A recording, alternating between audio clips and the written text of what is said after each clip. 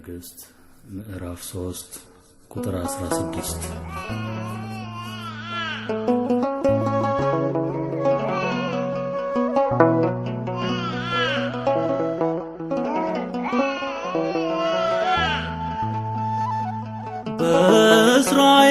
በእስራኤል እንዲሆን በሰለሞን መንግሥት በሁለት ሴቶች መሃል በአንድ ሕፃን ልጅ ምክንያት የሞተውን ትተው ባለው ይጣላሉ።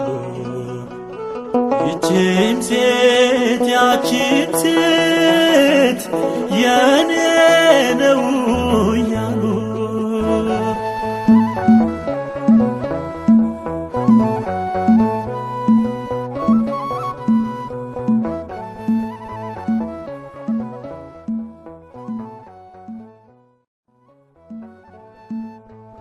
በድቅድቁ ሌሊት ደጆቹ ተዘግተው ውስጤ የገባው ድምፅ ልቤን አሸተተው። ልጄ ልጄ ያለች ብትጮህ ሰምቼ አብሬያት አዘንኩኝ እንቅልፌን አጥቼ።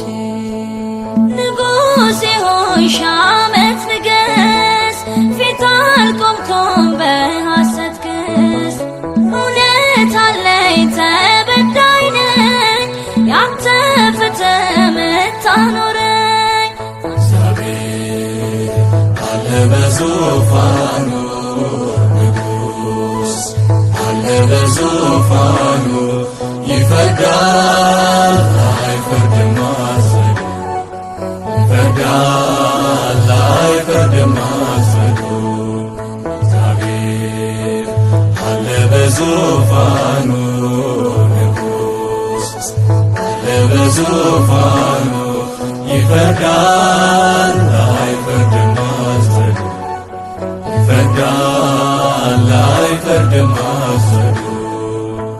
በእርግጥ ልጇ ሞቶ በሕይወት የለም ዛሬ፣ ይህንን አውቃለሁ ነበርኩኝ አብሬ።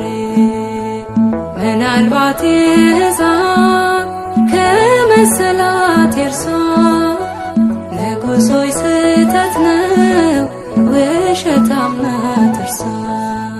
የኔ ልጅ ነው የኔ ልጅ ነው ጌታ ያውቃል ከፋዬ ነው።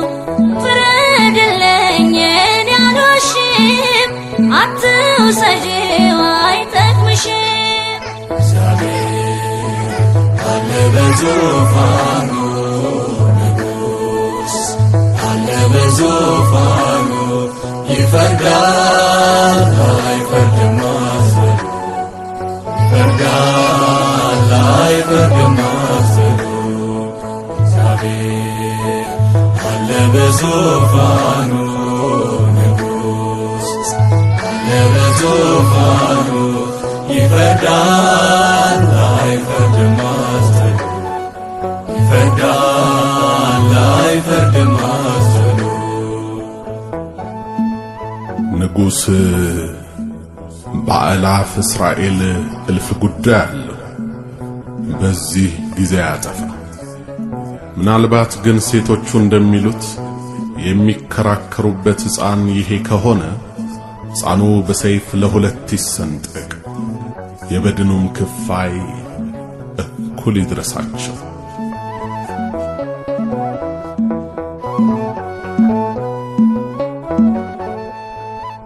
ባይሆን ይሻላል ተገቢ ነው ፍርዶ፣ ሕፃኑ ሚሰንጠቅ ሁለት ይሁን አንዱ።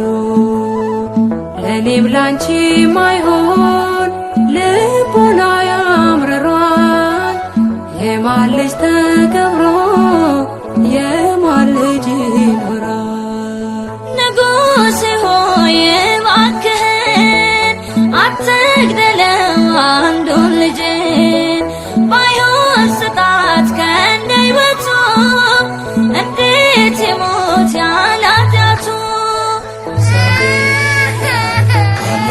በዙፋኑ አለ በዙፋኑ ይፈርዳል አይፈርድም አዘኑ ይፈርዳል አይፈርድም አዘኑ። አሁን የሕፃኑ እናት በግልጽ ታውቃለች። አንደኛዋ ሴት በሕፃኑ ላይ የተፈረደበት የሞት ፍርድ ሲያስደስታት አይተናል።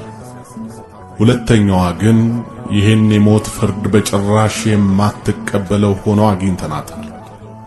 በዚህም የተፈጥሮ ጠባይ ሕፃኗ ይሙት እያለች ስትጮህ የሰማናት ሴት በእርግጥ የሕፃኑ እናት መሆኗን አረጋግጠናል። ስለዚህ አሁን ፍጠኑና ይህን የሚያምር ሕፃን ከዚህች አመፀኛ ሴት እጅ ላይ ነጥቃችሁ ለእውነተኛዋና ስጡልኝ።